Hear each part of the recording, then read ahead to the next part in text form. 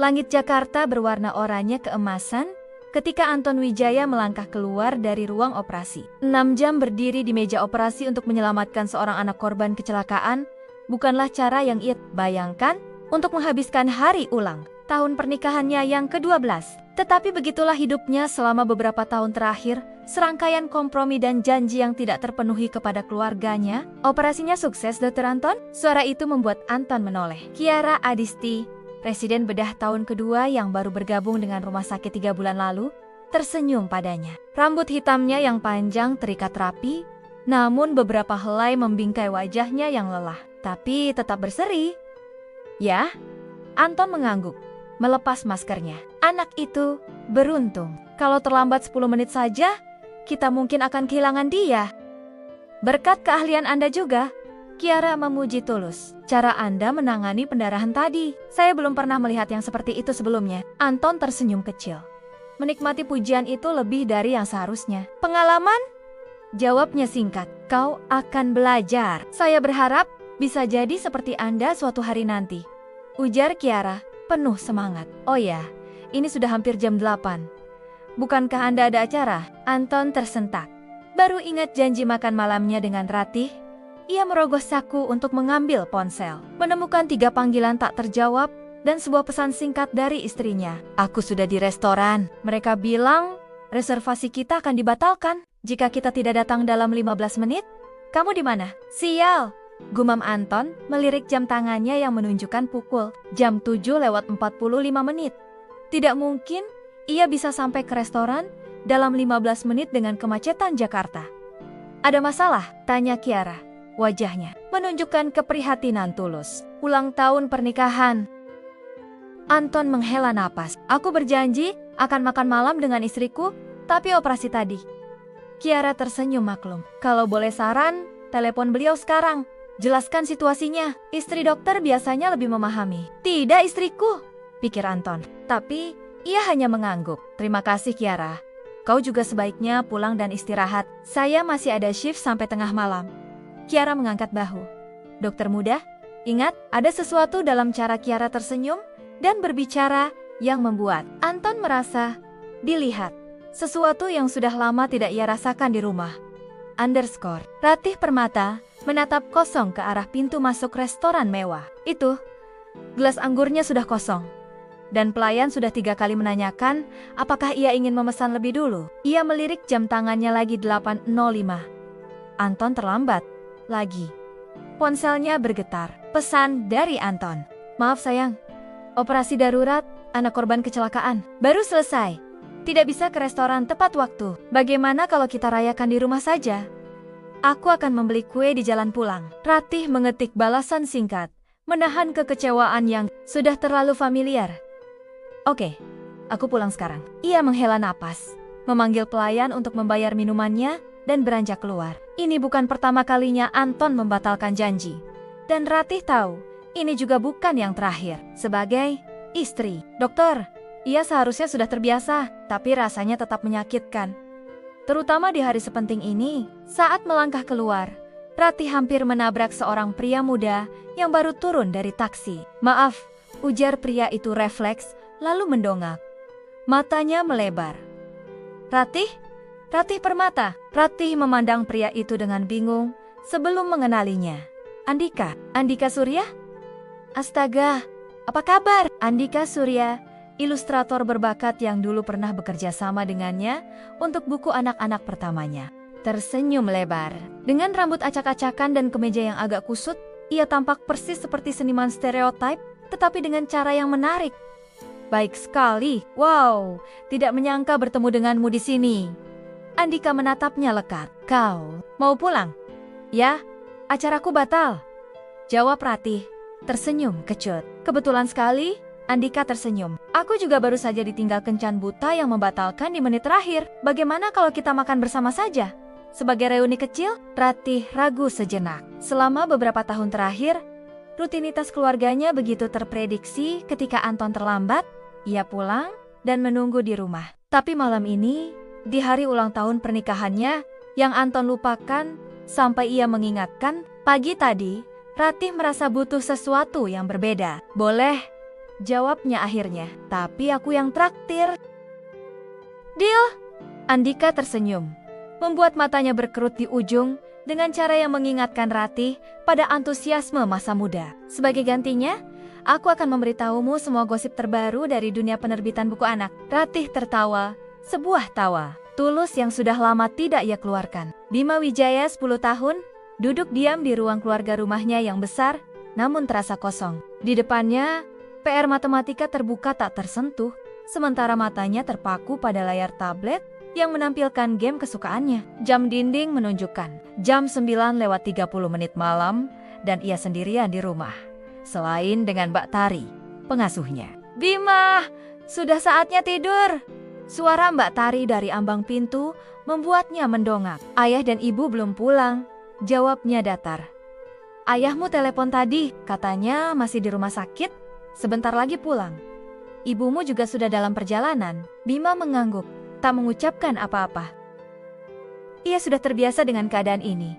Ayahnya yang selalu sibuk menyelamatkan nyawa orang lain, dan ibunya yang sering menghabiskan waktu di luar untuk mencari inspirasi atau bertemu editor. Sebelum Mbak Tari membujuknya lagi, suara pintu depan terbuka. Suara tawa ibunya terdengar, membuat Bima mengangkat alis. Tidak biasanya ibunya pulang dengan tawa seperti itu. Bima melangkah ke arah foyer dan melihat ibunya baru masuk. Wajahnya berseri dengan cara yang sudah lama tidak ia lihat. Dan ia tidak sendirian, seorang pria muda berdiri di sampingnya, membawa sebuah tas kanvas berisi. Apakah itu peralatan? Menggambar? Oh, Bima, kamu belum tidur sayang? Ratih tampak terkejut melihat putranya. Bima menggeleng. PR. Jawabnya singkat. Matanya menatap ingin tahu pada orang asing di samping ibunya. Ini Om Andika.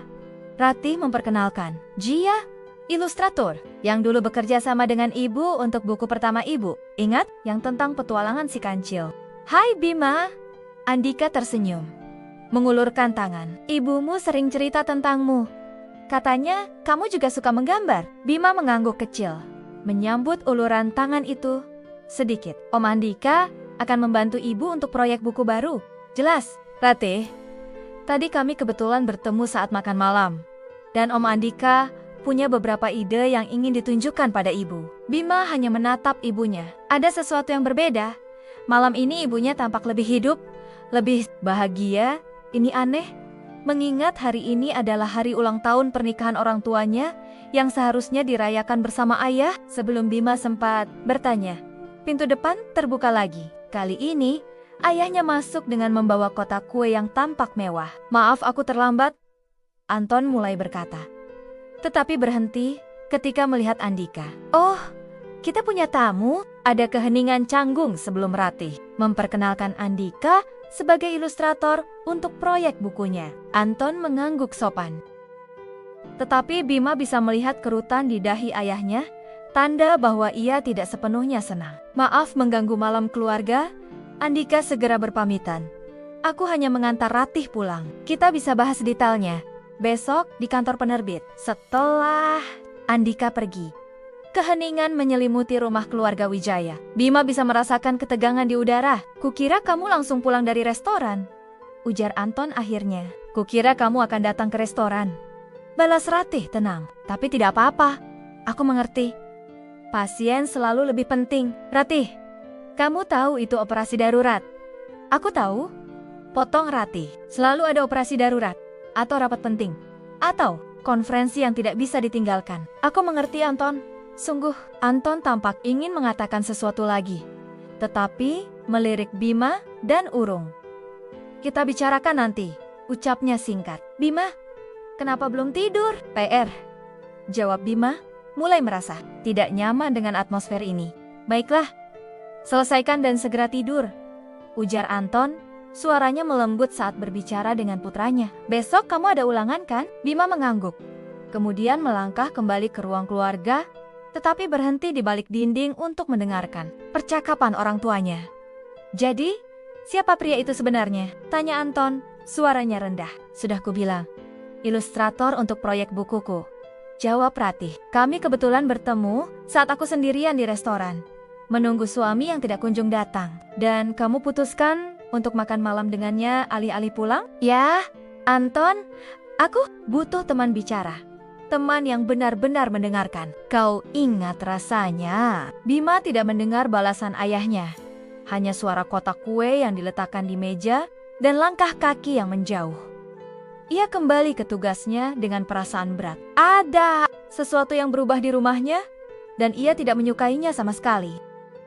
Minggu-minggu berikutnya, perubahan semakin terasa di keluarga Wijaya. Anton semakin sering pulang telat, kadang bahkan tidak pulang sama sekali, dengan alasan shift malam atau seminar di luar kota. Ratih mulai menghabiskan lebih banyak waktu di kantor penerbit untuk proyek buku barunya. Sering pulang dengan wajah cerah dan cerita-cerita yang tidak pernah ia bagikan dengan Anton. Dan di tengah itu semua, ada Bima yang diam-diam mengamati, merasakan, dan mulai bereaksi dengan caranya sendiri. Bu guru ingin bicara dengan Anda berdua, ujar wali kelas Bima saat Ratih menjemput putranya dari sekolah suatu hari. Tentang Bima, ada masalah apa? Tanya Ratih cemas. Nilainya menurun drastis semester ini. Dan ada insiden kecil di kelas. Bima bertengkar dengan temannya. Pertemuan dengan guru itu berakhir dengan Ratih berjanji akan datang dengan Anton untuk diskusi lebih serius minggu depan. Saat ia menghubungi Anton untuk memberitahu, suaminya terdengar tergesa. Aku akan usahakan datang, ucapnya. Tapi minggu depan ada kunjungan profesor dari Singapura dan aku. Bisakah untuk sekali saja kamu memprioritaskan Bima? Potong Ratih. Frustrasi. Nilainya turun, Anton. Dia bertengkar di sekolah. Itu bukan Bima yang kita kenal. Ada keheningan sejenak sebelum Anton menjawab. Baiklah, kirim jadwal pastinya. Aku akan datang. Ketika hari pertemuan tiba, Ratih terkejut melihat Anton sudah menunggu di luar ruang guru. Tepat waktu. Kau datang, ucapnya. Tidak menyembunyikan keterkejutannya. Tentu saja, jawab Anton. Tersinggung. Ini tentang Bima. Pertemuan itu berjalan lebih buruk dari yang mereka duga. Bu Hesti, wali kelas Bima, menjelaskan bahwa putra mereka bukan hanya mengalami penurunan nilai, tetapi juga mulai mengisolasi diri dan menunjukkan perilaku agresif. Yang paling mengkhawatirkan adalah gambar-gambar yang ia buat belakangan ini.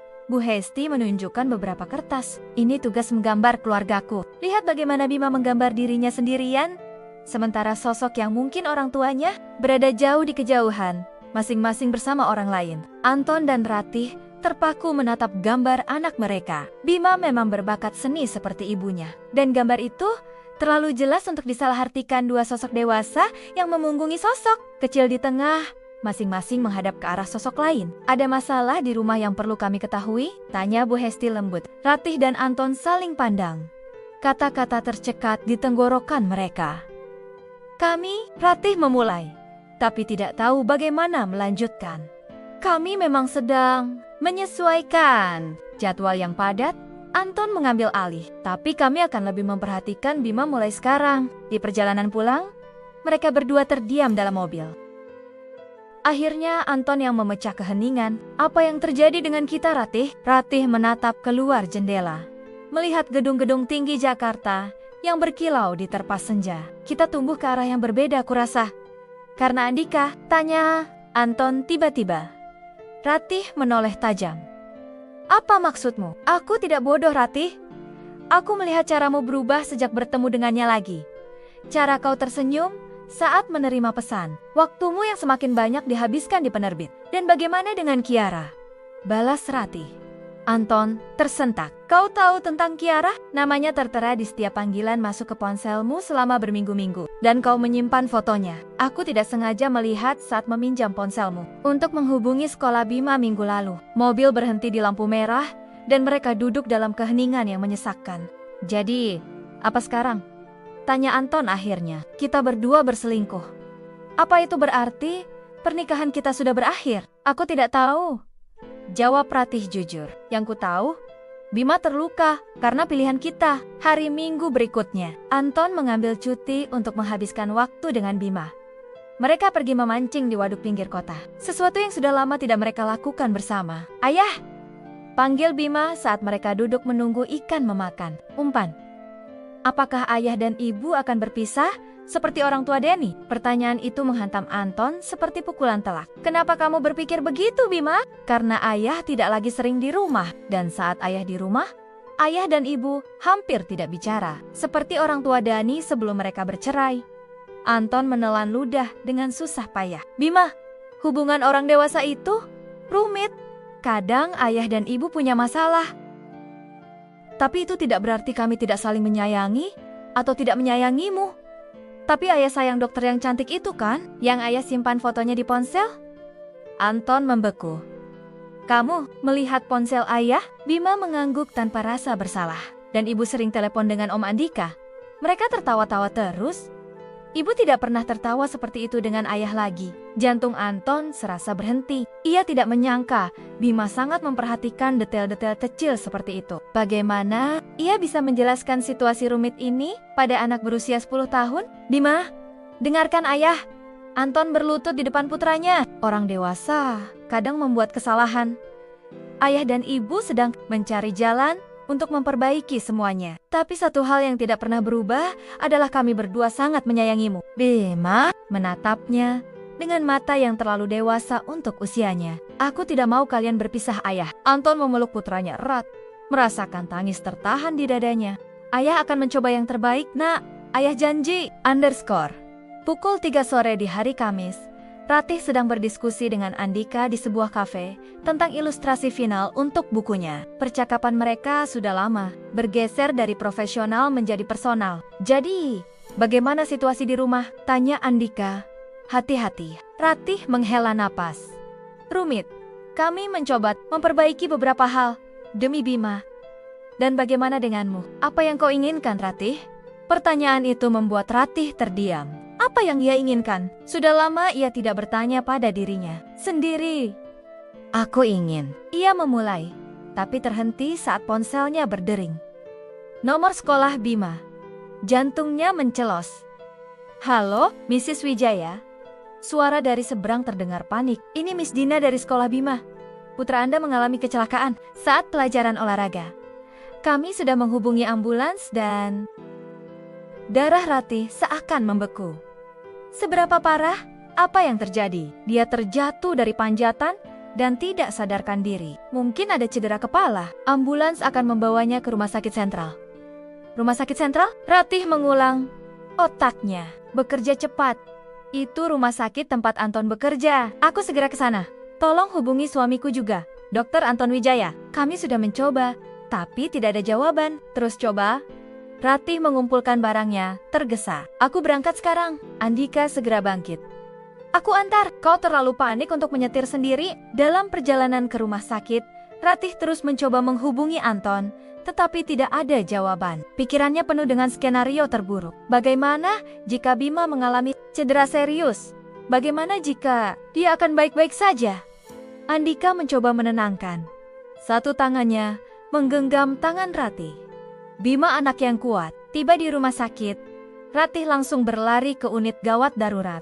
Perawat memberinya informasi bahwa Bima sedang diperiksa dan ia diminta menunggu. Dr. Wijaya tidak tahu bahwa anaknya di sini? Tanya Ratih. Heran suaminya belum muncul. Dr. Wijaya sedang menangani operasi darurat di lantai 3. Jelas perawat. Kami sudah mengirim pesan, tapi dia tidak bisa meninggalkan meja operasi. Ratih mengangguk paham. Duduk di ruang tunggu dengan Andika di sampingnya. Setengah jam kemudian, seorang dokter keluar untuk berbicara dengannya. Mrs. Wijaya, saya Dr. Hendra. Bima mengalami gegar otak ringan dan pergelangan tangannya terkilir. Kami perlu melakukan CT scan untuk memastikan tidak ada pendarahan dalam. Tapi sejauh ini, tanda-tandanya stabil. Kapan dia akan sadar? Tanya Ratih cemas. Mungkin dalam beberapa jam. Cedera. Kepalanya tidak terlalu parah. Tapi kami perlu mengobservasi selama 24 jam untuk memastikan. Ratih mengangguk, merasakan sedikit kelegaan. Boleh saya melihatnya? Dr. Hendra tersenyum. Tentu. Mari, saya antar. Andika meremas pundak Ratih. Aku tunggu di sini, oke? Ini waktu untuk keluarga. Ratih mengangguk berterima kasih. Mengikuti dokter ke ruangan tempat Bima berbaring dengan kepala terbalut perban. Alat monitor jantung berbunyi teratur di sampingnya. Ratih menyentuh tangan putranya yang terasa hangat, air mata mengalir di pipinya.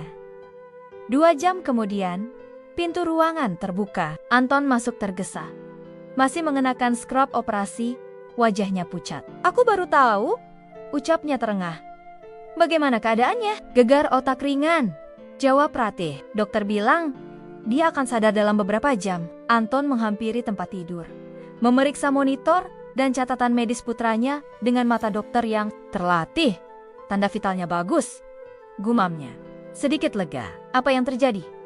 Jatuh saat pelajaran olahraga. Anton mengangguk. Kemudian baru menyadari keberadaan sosok lain di ambang pintu. Andika berdiri dengan canggung, membawa 2 gelas.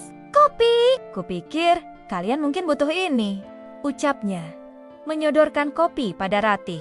Terima kasih, Andika. Ratih menerima kopi itu, tidak berani menatap Anton. Aku masih ada beberapa jam shift, ujar Anton datar. Aku akan kembali secepat mungkin. Hubungi aku jika ada perubahan. Anton, panggil Ratih. Tapi suaminya sudah keluar ruangan. Saat itulah Bima mulai menunjukkan tanda-tanda akan sadar. Jemarinya bergerak kecil. Matanya bergetar di balik kelopak. Bima. Ratih segera mencondongkan tubuh. Sayang, kamu bisa dengar ibu? Perlahan, mata Bima terbuka. Ia tampak bingung sesaat, sebelum fokus pada wajah ibunya. Ibu, gumamnya lemah. Apa yang terjadi? Kamu jatuh saat pelajaran olahraga. Sayang, tapi kamu baik-baik saja sekarang. Dokter bilang kamu hanya perlu istirahat. Bima mengedarkan pandangan, melihat Andika yang berdiri agak jauh, dan kemudian ke pintu. Ayah mana? Ayah sedang menangani pasien, jawab Ratih. Dia akan segera kembali. Bima terdiam sejenak, sebelum bertanya dengan suara kecil, apakah ayah dan ibu akan berpisah seperti orang tua Dani? Pertanyaan itu menghantam Ratih seperti pukulan telak. Ia tidak menyangka pertanyaan itu akan muncul sekarang di saat seperti ini. Andika, yang mendengar itu, mundur perlahan. Aku akan mencari dokter, ucapnya, meninggalkan ruangan. Sendirian! Dengan putranya, Ratih tidak tahu harus menjawab apa. Ia menggenggam tangan Bima erat. Sayang, ini situasi yang rumit untuk orang dewasa. Itu berarti ya? Potong Bima, air mata mulai menggenang di matanya. Tepat saat itu, pintu terbuka lagi. Anton kembali, kali ini tanpa scrub operasinya. Ia telah berganti dengan kemeja biasa. Aku meminta dokter Kiara menggantikanku, jelasnya, sebelum melihat Bima yang sudah sadar. Bima, kamu sudah sadar? Anton bergegas ke sisi tempat tidur, mengusap kepala putranya dengan lembut. Ayah, panggil Bima. Suaranya bergetar. Apakah ayah dan ibu akan berpisah? Anton membeku, menatap Ratih yang tampak sama terkejutnya. Ini pertanyaan yang sama yang Bima tanyakan padanya tempo hari. Tetapi kali ini di depan Ratih juga. Di luar ruangan, senja mulai turun, mewarnai langit Jakarta dengan semburat oranye keemasan. Cahayanya menerobos masuk melalui jendela, menerangi wajah ketiga anggota keluarga Wijaya dengan kelembutan yang kontras dengan ketegangan di antara mereka. Anton menarik napas dalam, kemudian duduk di sisi tempat tidur. Bima, ayah dan ibu, kami telah membuat banyak kesalahan. Kami terlalu sibuk dengan dunia kami sendiri, hingga tidak memperhatikan apa yang paling penting. Ia menatap Ratih, matanya berkaca-kaca. Kami lupa bagaimana rasanya menjadi satu keluarga, bagaimana rasanya bersama dan saling mendukung. Dan karena itu, kami mencari kepuasan di tempat lain. Itu salah, dan kami minta maaf karena telah melukaimu. Jadi benar, kalian akan berpisah, bisik Bima. Air mata mengalir di pipinya. Tidak, jawab Ratih tiba-tiba, mengejutkan baik Bima maupun Anton. Tidak sayang, kami tidak akan berpisah. Anton menatap Ratih dengan terkejut. Ini pertama kalinya mereka membahas masa depan pernikahan mereka secara langsung. Dan ia tidak menyangka Ratih akan memberikan jawaban seperti itu. Benarkah? Tanya Bima lemah. Matanya beralih dari ibunya ke ayahnya, mencari konfirmasi. Anton menggenggam tangan Bima, lalu meraih tangan Ratih juga, menyatukan 3 tangan mereka. Benar nak, ayah dan ibu akan berusaha memperbaiki segalanya. Kami akan berjuang untuk keluarga kita. Bima tersenyum lemah. Kelegaan terpancar di wajahnya yang masih pucat. Tak lama kemudian, kelelahan menguasainya dan ia kembali tertidur dengan napas teratur. Anton dan Ratih tetap di sisi tempat tidur. Tangan mereka masih bertaut di atas tangan putra mereka. Setelah memastikan Bima benar-benar tertidur, Anton akhirnya berbicara. "Ratih, apa kau yakin dengan jawaban tadi?" Ratih menatap suaminya lekat. "Aku tidak tahu, Anton. Tapi melihat Bima seperti ini, aku tahu kita tidak bisa mengambil keputusan terburu-buru. Bagaimana denganmu?" "Kau terkejut mendengar jawabanku." Anton menghela napas panjang. "Yah, aku terkejut, tapi juga lega. Entahlah, mungkin sebagian dari diriku masih berharap kita bisa memperbaiki semuanya. Meskipun ada Kiara?" tanya Ratih pelan. Anton terdiam sejenak. "Kiara adalah pelarian. Saat bersamanya, aku merasa dihargai sebagai dokter, sebagai pria. Tapi dia bukan kau, Ratih. Dia bukan ibu dari anakku." "Dan Andika?" tanya Anton, hati-hati. "Dia membuatku merasa hidup lagi sebagai seniman, sebagai wanita. Tapi dia juga bukan kau, Anton, bukan ayah Bima." Mereka terdiam, membiarkan pengakuan itu meresap. Di luar, langit Jakarta telah sepenuhnya gelap, lampu-lampu kota berkilau, seperti bintang-bintang buatan. "Jadi, apa sekarang?" tanya Anton akhirnya. "Sekarang," Ratih menarik napas dalam. "Kita mulai dengan kejujuran. Kita berutang itu pada diri kita sendiri, dan terutama pada Bima _." Bima diperbolehkan pulang 2 hari kemudian setelah semua pemeriksaan menunjukkan hasil yang baik. Selama di rumah sakit, baik Anton maupun Ratih tidak pernah meninggalkan sisinya, bergantian mengambil cuti dari pekerjaan masing-masing.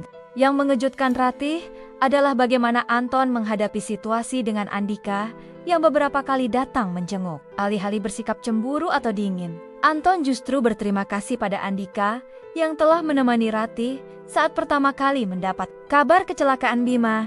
Begitu pula sikap Ratih saat Kiara datang sebagai dokter yang memeriksa Bima.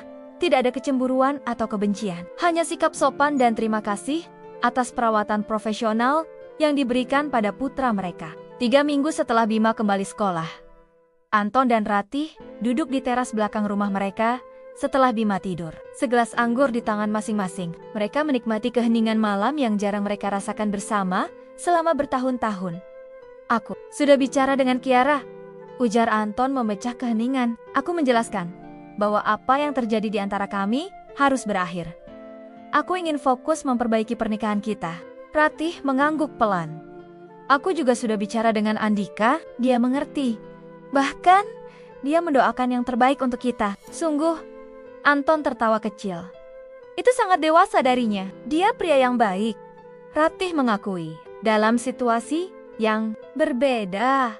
"Mungkin, tapi bukan situasi itu yang kita hadapi sekarang," sambung Anton. "Bukan," Ratih setuju. "Situasi kita adalah 2 orang yang sudah bersama selama 12 tahun dengan seorang anak yang luar biasa, mencoba menemukan jalan kembali satu sama lain." Anton mengangkat gelasnya. "Untuk awal yang baru?" Ratih tersenyum, mengetukkan gelasnya dengan gelas Anton. "Untuk awal yang baru." Malam itu, untuk pertama kalinya dalam waktu yang lama, mereka tidur berpelukan, tidak ada gairah romantis yang menggebu, hanya kenyamanan dan keakraban yang familiar. Seperti pulang ke rumah setelah perjalanan panjang. 6 bulan kemudian, Ratih meluncurkan buku barunya, sebuah novel grafis untuk remaja. Bukan lagi buku anak-anak seperti karya-karyanya sebelumnya. Ilustratornya bukan Andika, melainkan seorang seniman wanita yang direkomendasikan oleh penerbit. Anton hadir di acara peluncuran buku, bangga melihat istrinya bersinar di panggung saat mempresentasikan karyanya. Bima juga hadir, bertepuk tangan paling keras saat ibunya selesai berbicara. "Kau luar biasa," puji Anton tulus saat acara selesai. "Terima kasih sudah datang." Ratih tersenyum. "Aku tahu kau harus mengatur ulang jadwal operasimu untuk ini. Tim bedahku bisa menanganinya." Anton mengangkat bahu. "Lagi pula, Dokter Kiara sangat kompeten untuk menggantikanku." Ada canggung sejenak saat nama itu disebut, tetapi Ratih hanya mengangguk. "Bagaimana kabarnya?" "Baik. Dia mendapat tawaran beasiswa spesialis di Singapura. Akan berangkat bulan depan." "Itu bagus untuknya," komentar Ratih tulus. "Mam, aku lapar." Bima menyela percakapan mereka. "Bisakah kita makan di tempat Italia yang waktu itu?" Anton dan Ratih bertukar pandang, tersenyum. "Tentu sayang," jawab Ratih. "Kita rayakan kesuksesan bukuku dan kesembuhanmu yang sempurna di restoran Mereka makan sambil berbincang ringan tentang sekolah Bima, tentang pasien lucu yang ditemui Anton, tentang ide buku berikutnya yang sedang dipikirkan Ratih. Tawa mereka mengalir alami, seperti keluarga normal pada umumnya. Namun baik Anton maupun Ratih tahu, perjalanan mereka masih panjang. 2 kali seminggu, mereka menghadiri sesi konseling pernikahan. Mereka belajar berkomunikasi lagi, mengungkapkan kebutuhan dan ketakutan, tanpa menghakimi satu sama lain. Mereka juga mulai membuat tradisi baru. Jumat malam adalah malam keluarga. Tidak ada ponsel, tidak ada pekerjaan. Hanya mereka bertiga bermain board game atau menonton film bersama. Tentu saja, masih ada saat-saat sulit. Ada malam-malam di mana Ratih terbangun dan mendapati sisi tempat tidur Anton kosong karena operasi darurat. Ada sore-sore di mana Anton pulang dan mendapati Ratih terlalu sibuk dengan deadline bukunya hingga hampir lupa menyiapkan makan malam. Tapi kali ini, mereka lebih sadar akan kebutuhan satu sama lain. Anton mulai lebih sering menelepon jika harus. Lembur. Ratih belajar mengatur waktunya lebih baik agar pekerjaannya tidak menelan waktu keluarga. Setahun kemudian, tepat di ulang tahun pernikahan mereka yang ke-13, Anton mengejutkan Ratih dengan sebuah undangan. "Apa ini?" tanya Ratih, membuka amplop berwarna krem. "Lihat saja." Anton tersenyum misterius. Di dalamnya, sebuah kartu bertuliskan, "Anton dan Ratih Wijaya dengan ini mengundang Anda untuk hadir dalam upacara pembaruan janji pernikahan mereka Sabtu 15 Agustus tahun 2020 di Pantai Tanjung Lesung." Anton. Ratih terkesiap. "Ini, aku ingin kita memulai lagi Ratih, dengan janji baru, komitmen baru. Kita bukan lagi orang yang sama seperti 12 tahun lalu, tapi kurasa itulah intinya. Pernikahan adalah tentang tumbuh bersama, berubah bersama, dan tetap memilih satu sama lain setiap hari." Air mata Ratih menetes. Apa Bima tahu? Tentu saja, dia yang membantu memilih lokasinya. Dia bilang pantai adalah tempat yang sempurna untuk awal yang baru. Seperti air yang terus berubah, tapi selalu kembali ke pesisir yang sama. Anak itu, Ratih tertawa di antara tangisnya. Sejak kapan dia jadi begitu bijak? Sejak dia hampir kehilangan keluarganya dan berjuang untuk menyatukannya kembali, jawab Anton lembut. "Jadi, Ratih Permata, maukah kau menikah denganku lagi?" Ratih menatap suaminya, pria yang hampir ia lepaskan, pria yang hampir kehilangan dirinya, pria yang telah berjuang bersamanya melewati tahun tersulit dalam pernikahan mereka. Dan ia tahu jawabannya. "Yah," bisiknya, "tentu saja ya." Upacara pembaruan janji itu dihadiri hanya oleh keluarga dekat dan beberapa teman terpilih. Mereka berdiri di tepi pantai dengan matahari senja sebagai latar belakang yang mempesona. Bima tampak gagah dalam setelan putihnya, berdiri di antara orang tuanya, memegang kotak berisi cincin baru yang akan mereka kenakan, simbol dari janji baru mereka. "Ratih," Anton memulai sumpahnya, "12 tahun lalu, aku berjanji untuk selalu bersamamu dalam suka dan duka. Aku tidak tahu saat itu betapa dalamnya duka yang akan kita hadapi sebagian besar karena kesalahanku sendiri. Tapi hari ini aku berjanji lagi padamu, dengan pemahaman yang lebih dewasa tentang apa artinya mencintai seseorang. Aku berjanji untuk selalu mendengarkan, untuk hadir tidak hanya secara fisik, tapi juga secara emosional, untuk memprioritaskan keluarga kita di atas segalanya. Dan aku berjanji untuk terus jatuh cinta padamu setiap hari, bahkan di hari-hari ketika itu terasa sulit." Ratih menyeka air matanya sebelum mengucapkan sumpahnya. "Anton, perjalanan kita tidak selalu mudah. Kita telah melewati badai yang hampir menenggelamkan kapal pernikahan kita. Tapi kita bertahan, kita berjuang, dan kita menemukan jalan kembali satu sama lain. Hari ini, aku berjanji untuk selalu terbuka padamu, untuk tidak lagi mencari di luar apa yang seharusnya kubangun di dalam rumah kita, untuk menghargai pria yang kau adalah dan pria yang akan kau jadikan. Dan aku berjanji untuk terus memilihmu setiap hari, saat kau mudah dicintai, dan terutama saat kau tidak."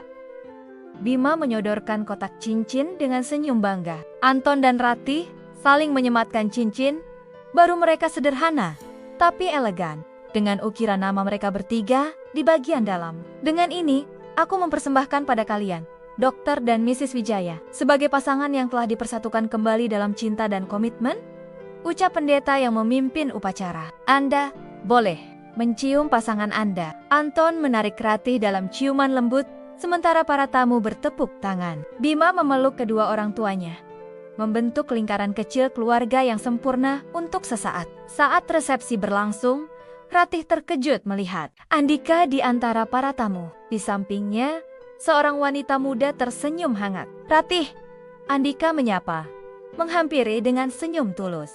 "Selamat. Upacara yang sangat mengharukan." "Andika, aku tidak menyangka kau akan datang." Ratih tersenyum dengan kejutan yang menyenangkan. "Anton mengundangku. Katanya, ini juga berkat bantuanku." Andika tertawa. "Oh, kenalkan, ini Dina, tunanganku." Ratih menyambut uluran tangan Dina dengan hangat. "Senang berkenalan, Dina." Andika pria yang luar biasa. "Aku tahu." Dina tersenyum. Dia selalu bercerita tentang bagaimana kau menginspirasinya sebagai penulis. Tak lama kemudian, Anton bergabung dengan mereka, menyapa Andika dengan jabat tangan yang tulus. "Terima kasih sudah datang," ucapnya. "Terima kasih sudah mengundang kami," balas Andika. "Ngomong-ngomong, kami punya kabar baik. Penerbit setuju untuk menerbitkan novel grafis pertamaku. Berkat dorongan Ratih dulu." "Itu luar biasa, Andika." "Selamat!" Ratih berseru tulus. Obrolan mereka terganggu oleh kedatangan Bima yang menarik tangan ayahnya. "Dad, ayo dansa dengan Mam. DJ sudah memainkan lagu kesukaan kalian." Anton tertawa, mengangkat alis pada Ratih. "Shall we, Mrs. Whip?" Di lantai dansa, dengan lagu Can't Help Falling in Love mengalun lembut. Anton dan Ratih bergerak dalam harmoni yang telah lama hilang dari pernikahan mereka. Di pinggir rantai dansa, Bima mengawasi dengan senyum puas. "Kau tahu?" bisik Anton di telinga Ratih. "Aku benar-benar bersyukur kita tidak menyerah." "Aku juga." Ratih mengangguk. "Tidak mudah, tapi sepadan. Dan hei, kita masih punya banyak tahun di depan untuk terus belajar." Ratih tertawa. "Yah, dan Bima akan terus memastikan kita tidak melupakan itu." Mereka melirik putra mereka yang kini bergabung dengan anak-anak lain, berlarian di tepi pantai. Langit dipenuhi bintang-bintang, dan bulan purnama menerangi lautan dengan cahaya keperakan. "Sempurna bukan?" tanya Anton mengikuti arah pandang Ratih. "Tidak." Ratih menggeleng. "Tidak sempurna, tapi nyata, dan itu jauh lebih baik." 5 tahun kemudian, aula rumah sakit dipenuhi dengan tepuk tangan meriah saat Dr. Anton Wijaya selesai memberikan pidato peresmian. Pusat Bedah Anak yang baru, proyek yang telah ia perjuangkan selama bertahun-tahun. Di barisan depan Ratih dan Bima, kini seorang remaja berusia 15 tahun bertepuk tangan dengan bangga. "Dan sekarang," ucap Anton melalui mikrofon, "izinkan saya memperkenalkan seseorang yang telah menjadi inspirasi terbesar dalam hidup saya. Tanpa dia, Pusat Bedah Anak ini tidak akan pernah terwujud." Mrs. Ratih Wijaya, penulis buku anak-anak, yang karyanya telah menghiasi setiap sudut ruang perawatan anak di rumah sakit ini. Ratih, yang tidak menyangka akan dipanggil, naik ke panggung dengan malu-malu di tengah tepuk tangan hadirin. "Terima kasih, Dr. Wijaya." Ratih tersenyum, mengambil mikrofon. "Seperti yang kalian lihat, suami saya masih bisa mengejutkan saya bahkan setelah 17 tahun pernikahan." Tawa hangat memenuhi ruangan. "Saya hanya ingin mengatakan betapa bangganya saya pada suami saya dan pada semua staf medis yang telah bekerja tanpa kenal lelah untuk mewujudkan pusat bedah ini. Sebagai seorang penulis buku anak-anak, tidak ada yang lebih membahagiakan daripada melihat dunia yang lebih baik dan lebih sehat untuk anak-anak kita." Setelah acara, keluarga kecil Wijaya berjalan bersama di koridor rumah sakit yang baru. "Dad, menurutmu aku bisa menjadi dokter sepertimu suatu hari nanti?" tanya Bima tiba-tiba. Anton menatap putranya dengan tercengang. "Tentu saja, Bima. Tapi bukankah kau selalu tertarik pada seni seperti ibumu?" Bima mengangkat bahu. "Aku suka keduanya. Mungkin aku bisa menjadi dokter yang juga mengilustrasikan buku-buku medis?" Ratih tertawa, merangkul bahu putranya. "Itu ide yang luar biasa, sayang. Kau bisa menjadi apapun yang kau inginkan. Yang penting," tambah Anton, "apapun pilihanmu nanti, pastikan itu membuatmu bahagia dan tidak pernah melupakan orang-orang yang kau cintai." Bima mengangguk serius. "Seperti kalian dulu hampir lupa?" Ada keheningan sejenak Sebelum Ratih menjawab, dengan jujur, ya, seperti kami dulu hampir lupa, tapi untungnya kami punya kau yang mengingatkan kami tentang apa yang paling penting. Mereka berhenti di depan jendela besar yang menghadap ke taman rumah sakit. Matahari mulai terbenam, menciptakan pemandangan senja yang memukau langit dipenuhi semburat oranye, merah muda, dan ungu. Indah ya, senjanya? Komentar Bima. Anton merangkul pinggang Ratih, menariknya mendekat. Yah, indah sekali. Ratih menyandarkan kepalanya di bahu Anton, menatap langit senja yang sama yang dulu menjadi saksi bisu perjalanan cinta mereka yang hampir berakhir. Kini, senja itu menjadi pengingat bahwa kadang di antara dua pilihan cinta, jawaban terbaik adalah kembali pada cinta yang telah lama dibangun, yang telah diuji waktu dan badai kehidupan. Jadi, Bima memecah keheningan. Bisakah kita makan pizza sekarang? Aku lapar sekali. Anton dan Ratih tertawa bersamaan. Tentu nak, ujar Anton. Ayo kita rayakan hari ini bersama-sama. Dengan tangan saling bertaut, keluarga kecil itu melangkah keluar rumah sakit, menyongsong kehidupan yang telah mereka perjuangkan untuk dipertahankan tidak sempurna. Terkadang sulit, tapi selalu sepadan. Tamat.